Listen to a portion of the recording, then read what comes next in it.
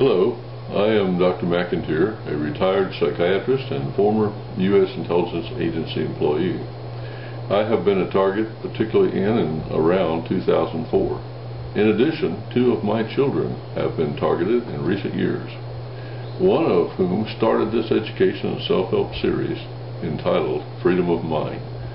I have decided to contribute to her work to help people find tools within themselves to achieve and maintain freedom of mind that can be achieved and maintained even in the midst of specific targeting of their mind, because I have seen my daughter's remarkable ability to help herself and others as she has courageously navigated through the torment of being targeted by utilizing positive thinking to move past fear and anger. Since the time during which I was publicly and particularly targeted, I have also evolved some strategies to help overcome the potentially debilitating emotions and experience of being targeted that may also apply to other situations that most people are likely to experience from time to time. These strategies can be added to your personal inventory of tools to help you achieve and maintain freedom of mind. Over the next several weeks, I will share these strategies with you. Particularly, it's important to understand that as I felt targeted, it resulted in fear and sometimes anger. And I have the question to ask to you. When you're targeted, do you feel fear and anger? Do you feel like no one believes you? Do you feel like you're all alone? That no matter what, day or night, you can't run, you can't get away? And the question that comes to your mind is, what can I do? Well, to a psychiatrist, the thing that comes to mind is to stop, because these are basically, to a psychiatrist, irrational fears. And all of this probably started when you were just born, because when you were first born, how much did you know? Nothing is what you knew. And where did you learn all that you know? Primarily, you learn from 2 parents. For some people, 1 parent, and primarily from your mother. Most of the time in our society, when I was growing up, father was working, mom was home with you. And you copied and you mimicked everything that your mother did. And to a psychiatrist, oftentimes this is referred to as scripting. And the scripts that you had and developed as a child sometimes will make you vulnerable as an adult to people that want to take advantage of that scripting. By scripting, I mean, for example, to me, girls wear dresses, boys wear pants. Girls are neat and well organized. Boys are messy. If there's a water puddle, the boy's going to walk right through it. The girl's going to walk around it.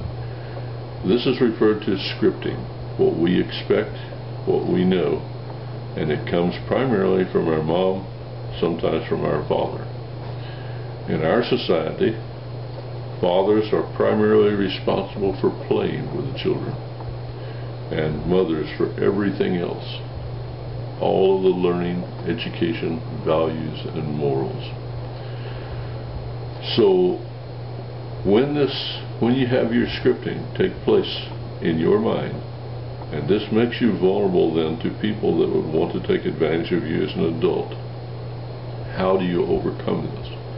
And how do you deal with the fear? And how do you deal with the feeling that no one believes you, that you're all alone, and that there's nothing that you can do?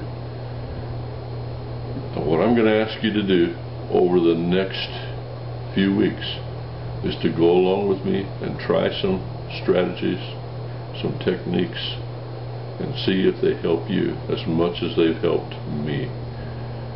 These strategies basically I have learned not only as a psychiatrist, but from observing and watching the behaviors of my daughters. First of all, I would like for you to describe to me the most beautiful place on earth to you. Tell me about it. What is it like?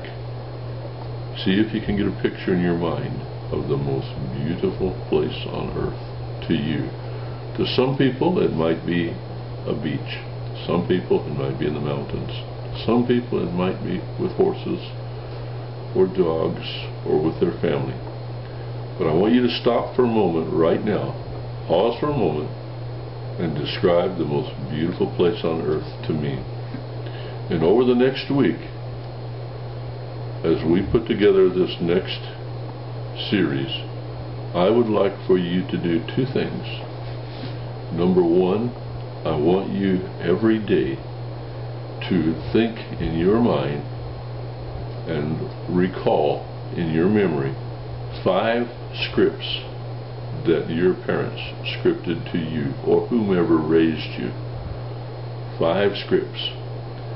And at the same time, the second thing I would like for you to do is to make a list of 10 things that you would like to achieve during the rest of your life.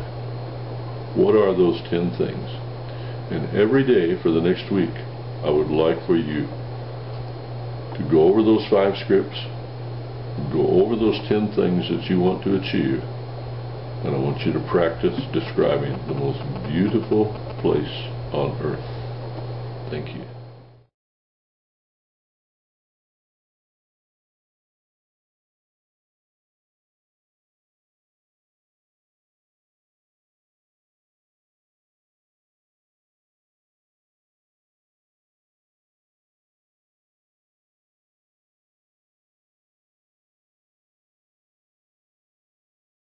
Through many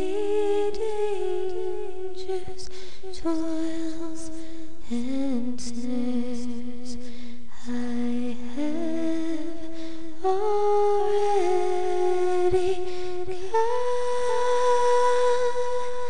It's grace that brought me safe thus far, and grace will lead me home. When we've been there 10,000 years, bright shining as the sun,